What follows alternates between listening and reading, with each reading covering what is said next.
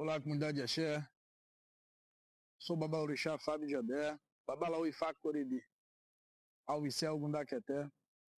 Eu estou vindo aqui para falar com vocês um pouco sobre a importância da mulher dentro do culto iorubá, o quanto que a mulher pode ou não pode fazer parte do culto, que a gente vai vendo que as informações elas são muito diferentes uma das outras, são muito inconstantes uma das outras.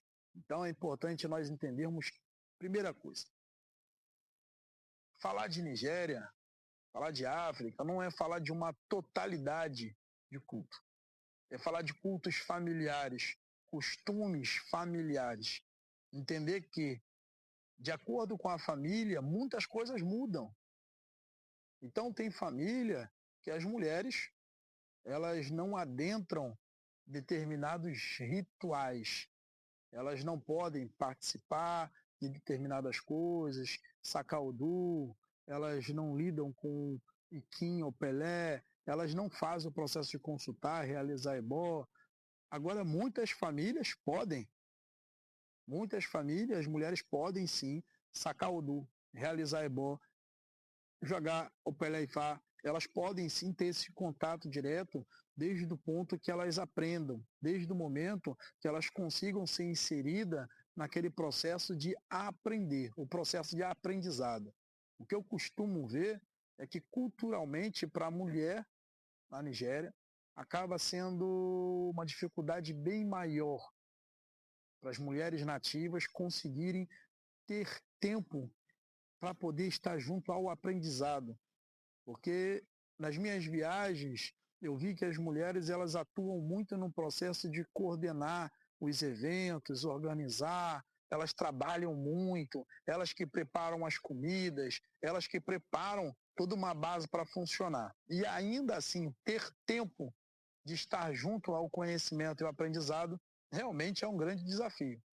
Mas a mulher é vista como algo a ser muito respeitado. Porque dentro do culto do Babalaô, Yami é uma energia muito sagrada, temida e respeitada. E toda mulher, ela é uma representação de Yami na Terra.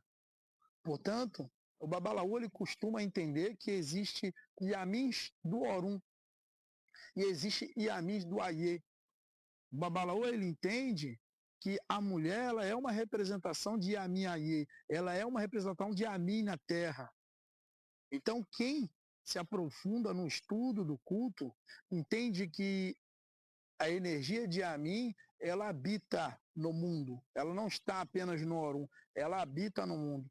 Então, todo babalaô responsável, ele vai respeitar muito as mulheres. Portanto, em muitos rituais, a mulher não se deita e coloca o abdômen no chão, ela não encosta a barriga no chão.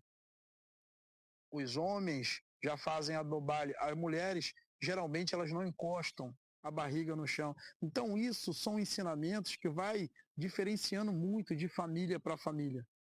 Então as mulheres elas podem se iniciar, a gente vê que as mulheres se iniciam dentro do culto de Ifá, ou seja, a mulher se prepara para ser Yanifá.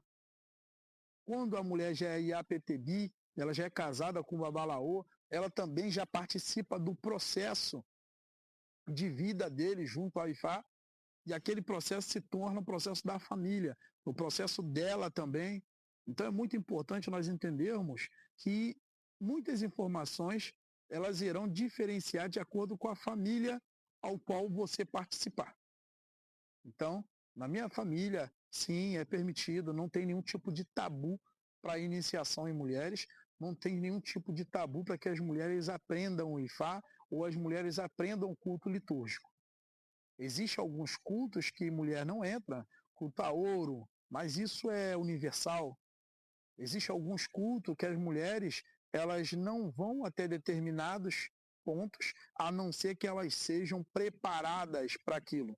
Sejam mulheres que tenham títulos para cultuar e cuidar daquilo. Então foram mulheres preparadas diretamente para aquele culto.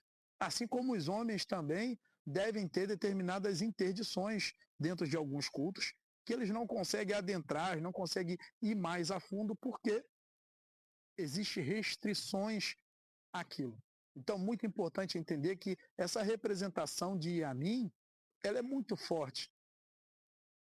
Ela é muito forte e muito respeitada dentro do culto. Por isso existe todo um cuidado com as mulheres dentro da ritualística.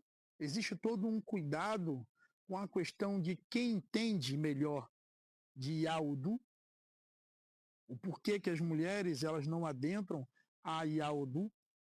Então isso são conversas muito sérias, isso são segredos grandes do culto, mas aonde todos esses acabam num respeito à figura feminina e não no impedimento da participação da figura feminina. Na verdade, a gente sempre busca assegurar que a energia feminina, que ela é muito densa, a energia das mulheres muda muito.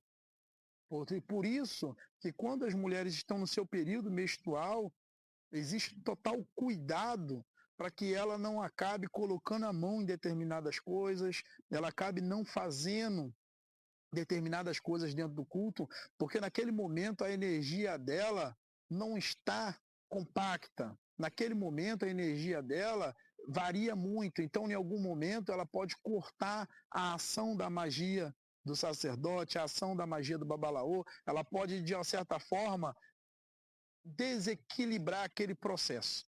Então é por isso o cuidado de resguardar a mulher, que ela está naquele período que as pessoas chamavam antigamente de Bagé, que seria o período ao qual a Gé e a Min está muito forte no corpo daquela mulher. Então a gente, em resguardo, em respeito, evita com que aquela mulher faça trabalhos voltados a rituais, justamente para poder resguardar aquele período, respeitar aquele período.